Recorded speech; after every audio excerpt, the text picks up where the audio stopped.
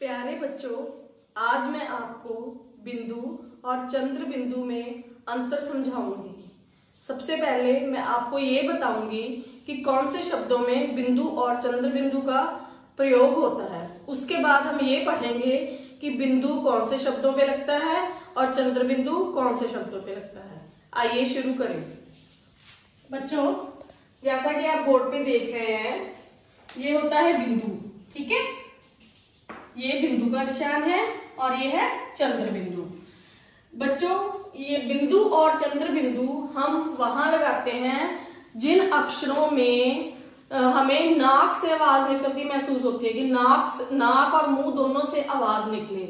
ऐसी स्थिति में हम बिंदु और चंद्र बिंदु का प्रयोग करते हैं। जैसे कि गेंद, जब मैंने गेंद बोला तो नाक से आवाज आई ना, गेंद ऐसे आई ना। जैसे खुम्बी, पहुंच, बैंगन, ये सारे शब्द जिनमें नाक से आवाज आए, उन शब्दों पे हम बिंदु और चंद्र बिंदु का इस्तेमाल करते हैं। लेकिन इन दोनों को कहाँ कहाँ इस्तेमाल करना है वो आज मैं आपको अच्छी तरह पढ़ाऊंगी। ठीक है, सबसे पहले तो आप ये देखो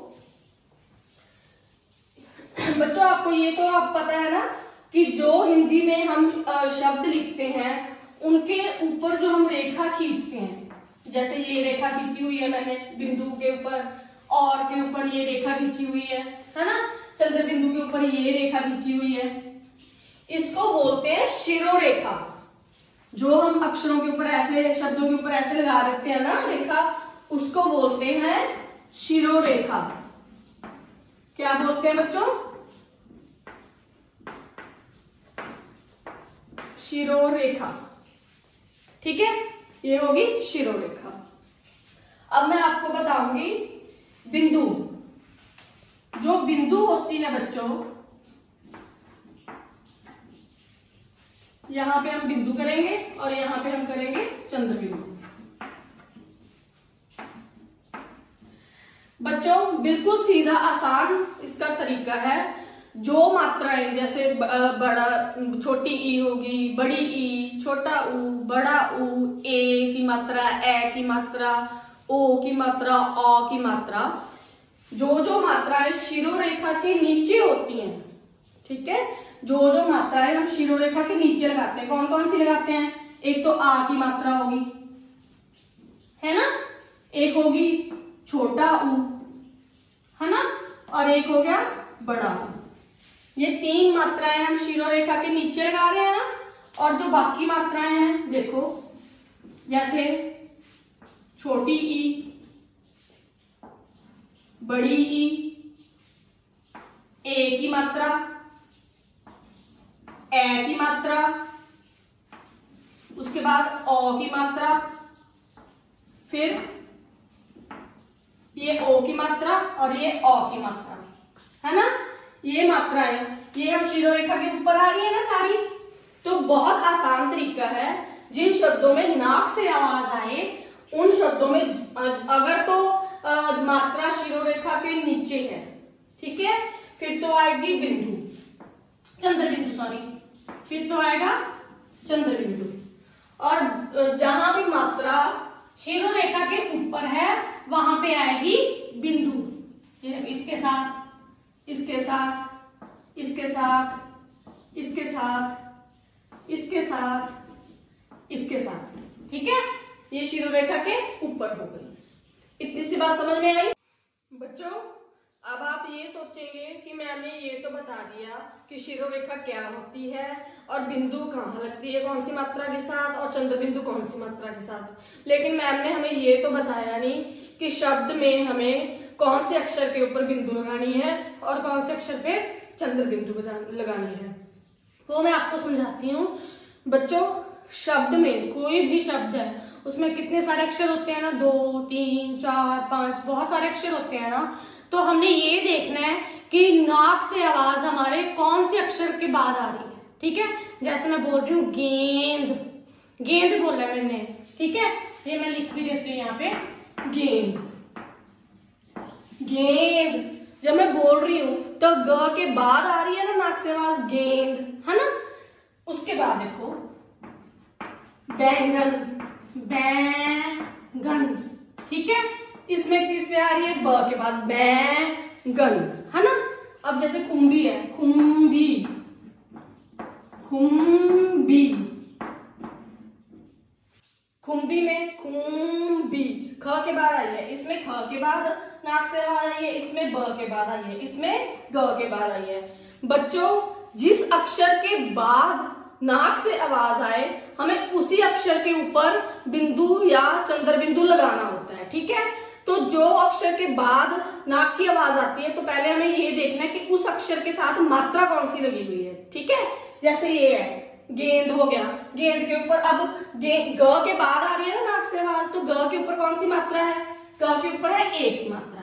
अब इसमें ब के बाद नाक से आवाज आ रही है बैंगन, तो ब के ऊपर कौन सी मात्रा है, ए की मात्रा। इसमें ख के बाद नाक से आवाज आ रही है, इसमें कौन सी मात्रा है, छोटे ऊ की मात्रा, यही है ना। अब जैसे पतंग है, पतंग, एक बात मैं आपको बताना भूल गई, ये मैं बता देती हूँ कि 3 मात्राओं के साथ आ की मात्रा, छोटा ऊ, बड़ा ऊ, ये तीनों शिरोरेखा के नीचे है ना, तो इनके ऊपर आएगा चंद्र बिंदु, ठीक है। और जो बिना मात्रा के शब्द होते हैं, जैसे ये पतंग है, चंद्र बिंदु आएगा, इसमें चंद्र बिंदु नहीं आएगा बेटा, इसमें बिंदु आएगा।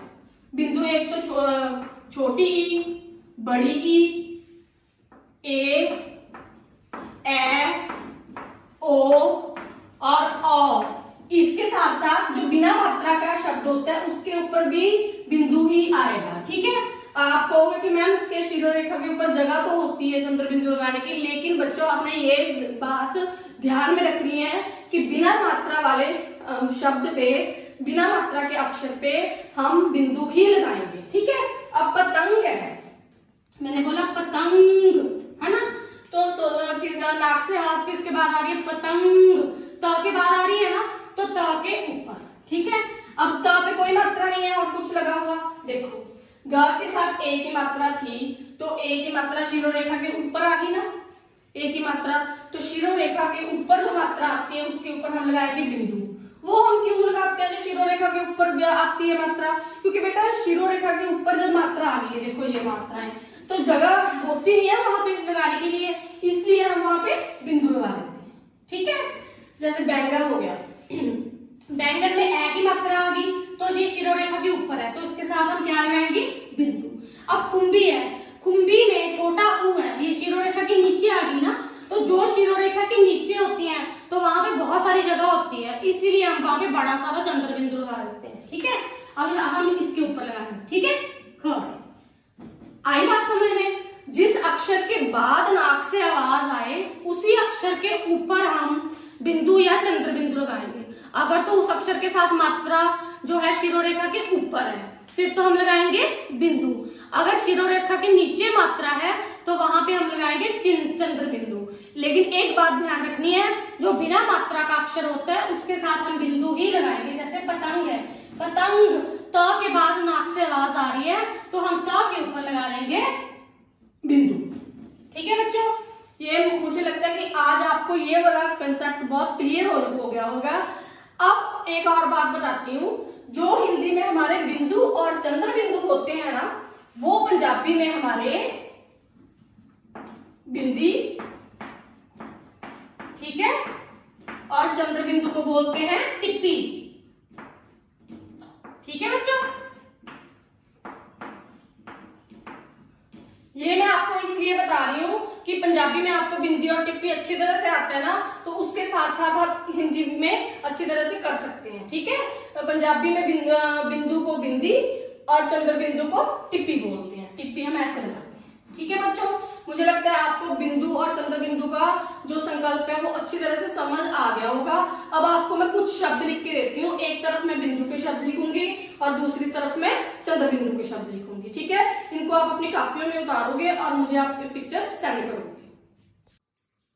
बच्चों ये है बिंदु वाले शब्द। सबसे पहला है मंगल, इसमें म के बाद आ रही है ना नाक से आवाज मंगल, तो म के साथ कोई मात्रा नहीं है तो हम इसके ऊपर लगा देंगे बिंदु। बच्चों कई बार आप उलझ जाते हो, जैसे कि मंदिर है, मंदिर में आप क्या करते हो, बहुत सारे बच्चे क्या करते हैं, द के साथ मात्रा देख लेते हैं। द के साथ हम क्यों देखेंगे बेटा, देखो बोल के देखो, मंदिर, किसके बाद नाक से आवाज आ रही है, मंदिर, म के बाद आ रही है ना नाक की आवाज, तो म अक्षर को हम देखेंगे, जिसके बाद नाक से आवाज आए उस अक्षर को हमने देखना होता है। तो मंदिर में म के बाद नाक से आवाज आ रही है तो हम म को देखेंगे। अब ये देखो हमने द को नहीं देखना, कि आपने सोचोगे कि द को छोटी की मात्रा, नो, हमने म को देखना है। म के साथ कोई मात्रा नहीं है तो हम उसके लगाएंगे मंदिर। ठीक है बच्चों।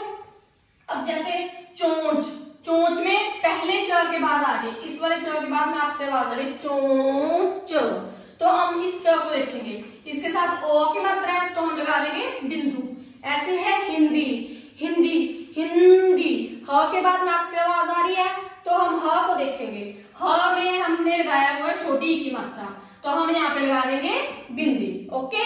उसके बाद है सींग, स के बाद नाक की आवाज आती है, सींग, है ना, तो स के साथ बड़ी ई की मात्रा है तो हम यहाँ पे लगा देंगे इसके साथ बिंदु।